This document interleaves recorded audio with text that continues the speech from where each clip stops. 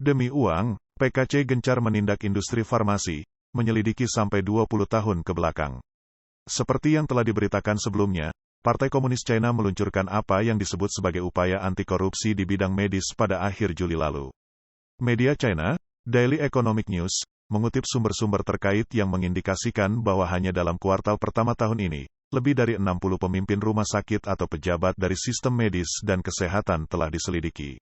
Meskipun statistik industri ini belum lengkap, dari awal tahun hingga akhir Juli, setidaknya 155 pemimpin utama rumah sakit, termasuk direktur dan sekretaris telah diselidiki secara nasional, melebihi 2 kali lipat dari jumlah tahun sebelumnya. Selain itu, sejumlah kepala departemen juga telah diselidiki.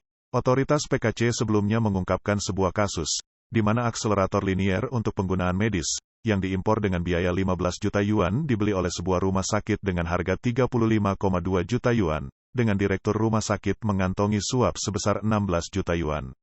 Berdasarkan kasus-kasus penyuapan komersial sebelumnya, perusahaan farmasi juga terlibat dalam penyuapan melalui penyelenggaraan konferensi akademis dengan menggunakan biaya sponsor, biaya kuliah pakar, dan biaya pelatihan, sebagai metode pembayaran.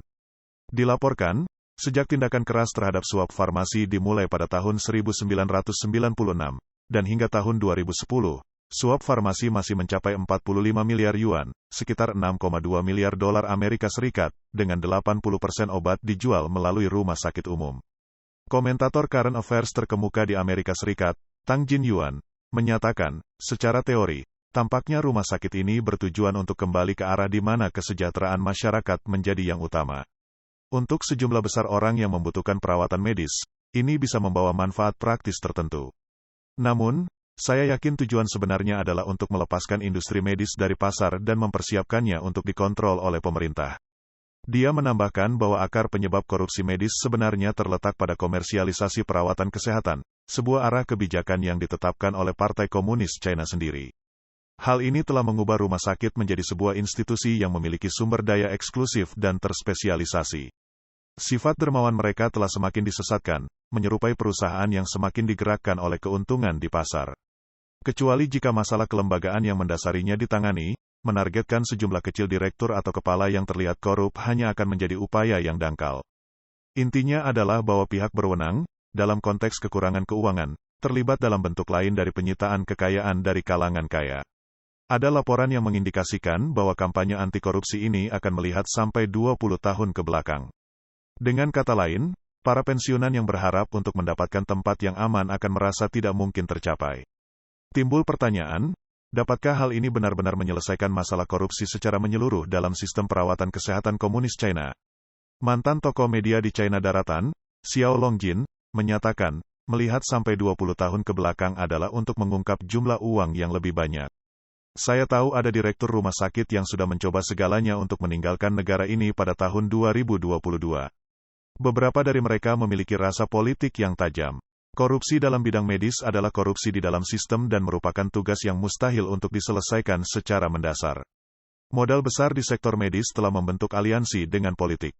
Sebagai contoh, jaringan putihan yang tersebar luas di seluruh negeri berhasil karena aliansi awalnya dengan rumah sakit militer dan rumah sakit polisi bersenjata dan mengontrak rumah sakit pensiunan dokter militer secara nasional, yang merupakan bagian yang terkenal dalam sejarah jaringan putihan untuk menjadi kaya.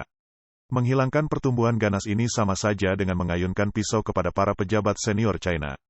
PKC telah memanfaatkan militer, polisi bersenjata, rumah sakit papan atas, dan berkolaborasi dengan kamp kerja paksa dan penjara untuk terlibat dalam perdagangan organ ilegal. Kejahatan mengerikan yang telah terungkap secara internasional sejak tahun 2005 ini melibatkan penjualan organ tubuh. Di antara mereka, para praktisi latihan yang damai, Falun Gong, diyakini sebagai sumber utama organ tubuh untuk sistem pengambilan organ jahat PKC pada individu yang masih hidup. Dalam beberapa tahun terakhir, PKC telah memperluas jangkauannya ke warga sipil, kelompok-kelompok yang lebih lemah di Xinjiang, dan keuntungan dari perdagangan dan transplantasi organ tubuh semakin besar. Para kritikus berpendapat bahwa tindakan anti korupsi terbesar yang diproklamirkan sendiri di bidang medis ini kemungkinan besar tidak akan menyentuh pasar transplantasi organ, karena hal ini merupakan keuntungan bagi mereka yang berkuasa. Selain itu, seorang netizen membagikan kisah seorang praktisi pengobatan tradisional China generasi ke-6, yang seluruh keluarganya ditangkap dan hanya menyisakan seorang anak berusia 9 tahun. Hal ini disebabkan oleh keefektifan pengobatan herbal tradisional mereka, yang menjadi ancaman bagi kepentingan kelompok medis yang memiliki hak istimewa.